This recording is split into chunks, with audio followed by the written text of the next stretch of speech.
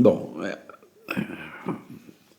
a colônia é assim. Eu sou o neto de Felipe Horbatyuk e de Catarina Horbatyuk. E esses imigrantes, quando eles chegaram, já chegaram casados de lá. Então eles eram convidados para escolher o lugar de um lote de terra que o governo entregava para cobrar depois, né? Serão comprados os terrenos, mas agora, no momento, eles só entregues para a pessoa que vinha buscar, vinha ver.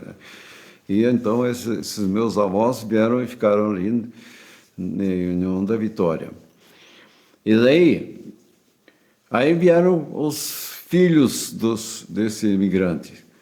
Então, os filhos sempre iam ficando com os pais enquanto eram crianças, enquanto eram dependentes.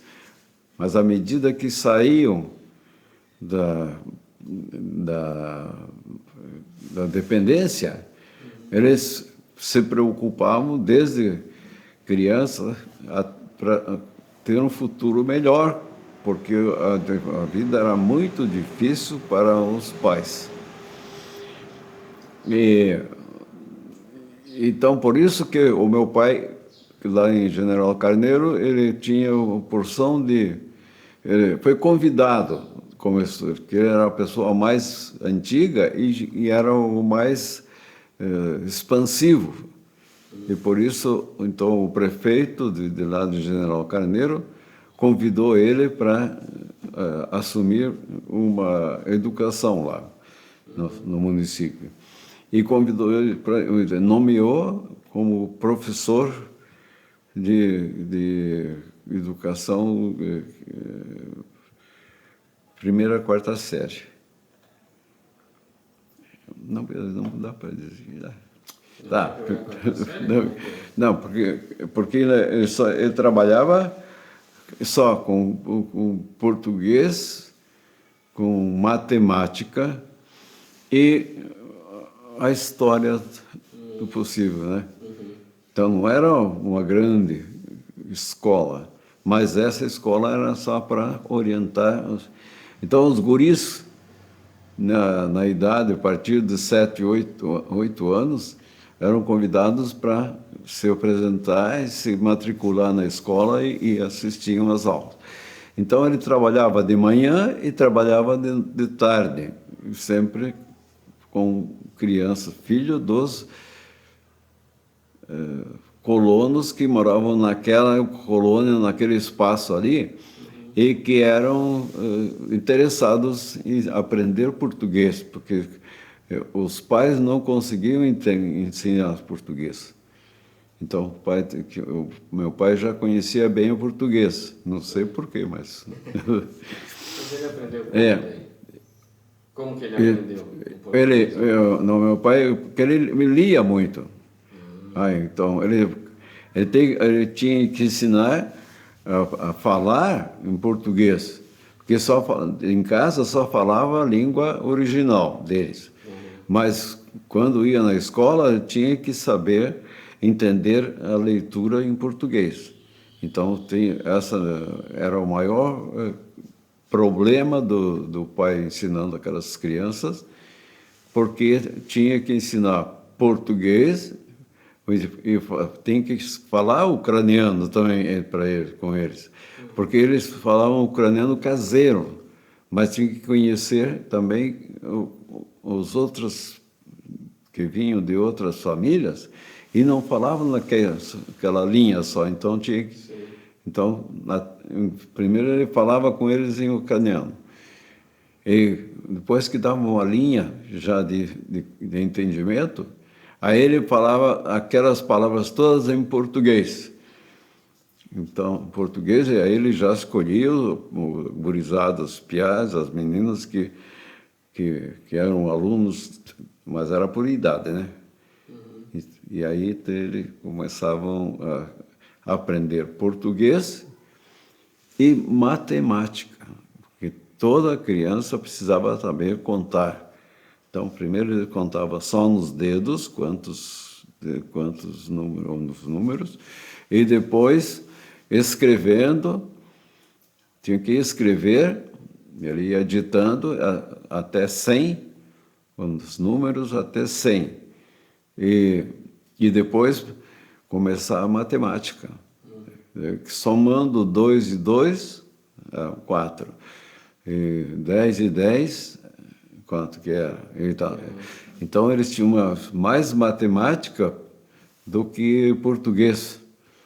Porque o português era só o falado ali, porque em casa o português era ainda desconhecido bem. Mas continuava assim. Mas acontecendo isso tudo, cada colono, quando comprou o lote, e esse lote foi entregue, eles tinham que conseguir fazer a sua casa. Cada colono ia receber uma casa. O governo, de certa forma, ele ajudava a construir essas casas, mas eu não tenho, em história, não tenho assim, dados verídicos, né? Mas eles começaram a fazer assim. Então, tudo era um sertão ali. A estrada de Palmas, daqui até, de União da Vitória até Palmas, era tudo um sertão. Quando chegava lá em Palmas, tinha os campos de Palmas. Aí, então, lá começava a entrar numa faixa melhor, porque a estrada podia ser mais reta e tinha pastoreio bom. Então, todos aqueles que compravam um lote nos campos passavam a criar o gado. Então, comprávamos um casal de porcos, um casal de galinhas, e punha e cercava. Mas cercava tudo com muros de pedra, porque não tinha madeira, porque era só campo coberto. Então, os muros de pedra marcam até hoje os campos de Palmas, desde General Carneiro até na capital, em Palmas. E o que acontecia com os imigrantes aqui da União da Vitória? Esses imigrantes, quando começaram a se organizar a vida, eles tinham que construir uma casa. Era preciso ter um lugar, minha casa. Porque o governo achava só um pãozinho pequeno só para recolher a família. Mas para poder viver, para ter coisas, era mais difícil. E por isso, o colono, logo que começava, que se assentava no lugar, naquele ranchinho, ele passava a derrubar, era a região dos pinheiral, era um pinheiral. Por que tinha muito pinheiro naquela região ali? Por causa da gralha azul. Porque a gralha azul era um passarinho que ele comia o pinhão, mas cada pinha que ele abrisse, ele talvez comia uns 10% dos pinhões, e os outros caíam por si só, e outros só, quando ele bicava um pinhão aqui, caía 2, e assim. Então, ele descia, a gralha descia lá embaixo para comer os pinhões do chão. Mas ela também não comia os pinhões todos, porque eram muitos. Então, a gralha, o passarinho ia lá, pegava um pinhão e guardava para amanhã. Interessante que isso que era sei lá, tinha uma noção de dependência. Sim. Ela guardava no lugar onde é que estava pinhão ali, eu comia um ou dois e guardava outro, assim, eu guardava mais dois e ia embora. E as outras também faziam a mesma coisa, e plantavam pinhão. Então, os pinheiros, nascia o pinheirinho, sim, já, e aí crescendo embora. Então, os colonos que tinham uma terra dessa com pinheiro, eles não cuidavam dos pinheirinhos para crescer, mas também as árvores grandes, eles cortavam, mediam elas, certo, tudo, e cortavam no pé, e depois que estava no chão, em toras do tamanho de tábua para construção de casa. Então, a tora já no tamanho certo, então tinha que erguer como é que chama assim, um estaleiro. Então, cortar árvores menores e fincar no chão, cortar as mais outras para fazer as travessas e rolar aquela tora para cima, na altura de uma pessoa. E aí, então, tinha que fixar bem aquelas travessas de cima que segurava a tora, o peso, tinha que estar presa uma na outra, para não rolar para o lado e também para poder acertar a frente, porque aqui a serra de mão ia correr. Então, serrar à mão, duas pessoas tinham que estar sempre uma serra, um puxava embaixo, outro em cima, e a tora já tinha que tirar a costaneira. Então, esticava uma linha em cima e riscava e depois ia serrando o melhor possível dentro do risco para sair a costaneira. Então, a costaneira é a parte redonda da tora. Então, isso veio. Mas era útil igual, só que não era serrada dos dois lados. Então, aí quando tirava a costaneira de um lado, tirava do outro, então ficava uma tora quadrada. E aí, então, eles, com o lugar mais favorável que tinha, o jeito de prendia bem a tora lá em cima, amarrava um arame e ficavam lá, mas começava a serrar, mas tinha que ser da grossura certa. E então, um puxava aqui, outro puxava para cima. Aqui, então estava lá, roi. E dias serrando, eles faziam umas 10 tábuas, 15, e já tinham material para começar a construção.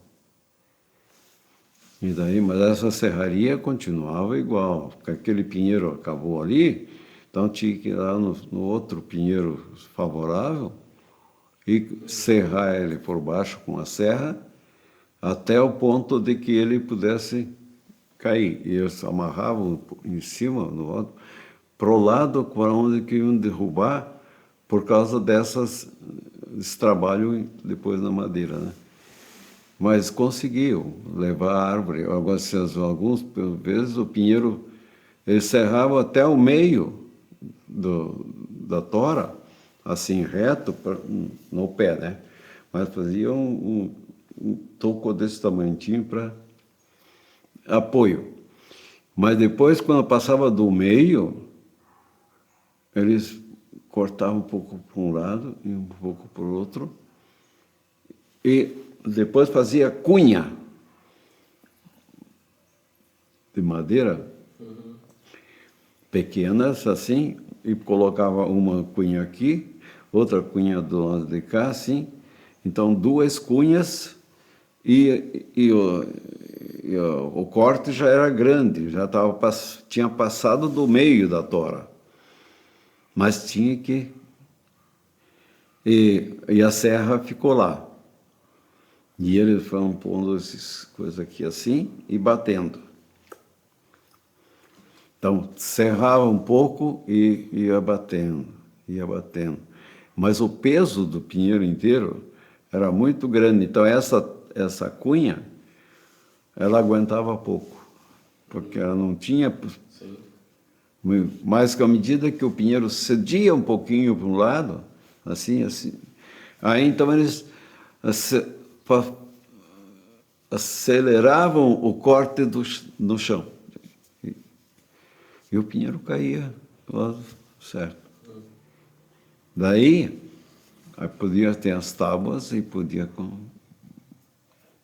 construir uma casa planejada, mas era uma única, uma casa com 4 paredes e de chão batido. Não tinha madeira no piso, assim.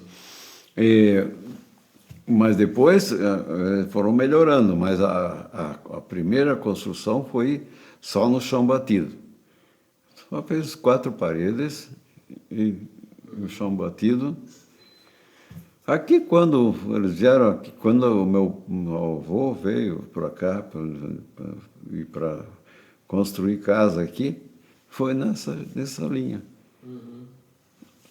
Tem um espaço, lugar, tem o quadrado certo, tá? Alinha bem o chão e coloca o cepo, assim, de madeira, mas o cepo muitas vezes era a própria madeira de viga, uma viga que era enfiada no chão e socada para os lados, e aí viga em cima para fazer o quadro. Mas vigas daquelas eram mais finas já, mais leves, mas tinham lá para cima. Então, quando tinha isso, aí eles podiam rebocar o chão. Então, ia buscar um barro bom na redondeza e fazer a massa bem certinha e alisava certinho, fazia um assoalho de terra. Então, todos os colonos daquela época tinham a construção com soalho de terra. Só depois, quando já tinha uma acomodação de um lado, do outro, e ali era prático de fazer isso, fazer o reboco, porque o fogão era construído com pedras ou com tijolos, né? Então, fazia um fogão dessa altura assim, e a trempe do fogão de cima, o ferreiro fazia. Então, o ferreiro já cortava certas coisas e dobrava, fazia o pezinho, os 4. Então, para pôr a panela em cima do fogo, era alto, assim, para ter fogo debaixo. E quando tinha o outro fogo, que não tem de trempe, era só um trempe baixinho, mas era feito em lata panela de lata. Então, cozinhava a água e tal, mas lá fora, não dentro de casa. Devia ser lá fora. Então, tinha um fogo lá, com 4 pés assim também no chão, mas só uma travessa e para apoiar ali. Porque depois tem o chiqueiro, tinha que construir o chiqueiro para porco, mas tinha que fechar em volta. Então, também o chão era feito tudo só de chão, de terra.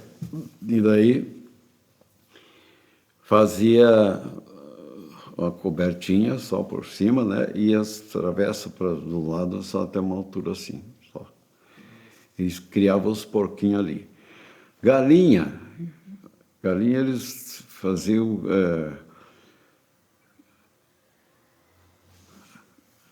a parede de ripa, né? Assim.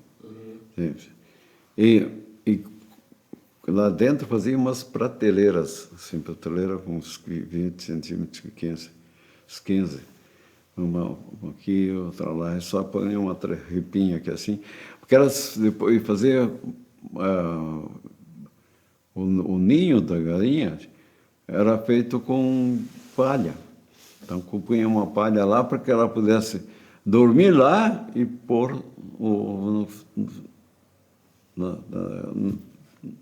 ninho. Ela tinha um ninho, tinha 2, 3, 4 ovos, ficava lá. E quando já tinham 5 ovos, não mexa mais nela, deixa que ela vai chocando. Ela vai chocava e tirava os pintinhos, e daí então aquele trabalho de pintinho, tudo ainda era sempre trabalhado pela galinha.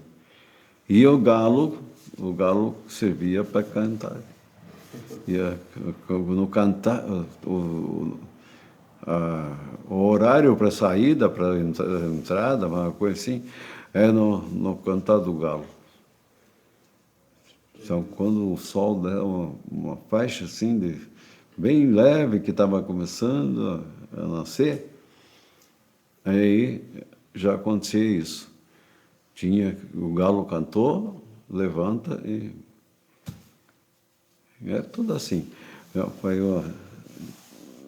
Paiana já chegou. Chegou, acabou de chegar.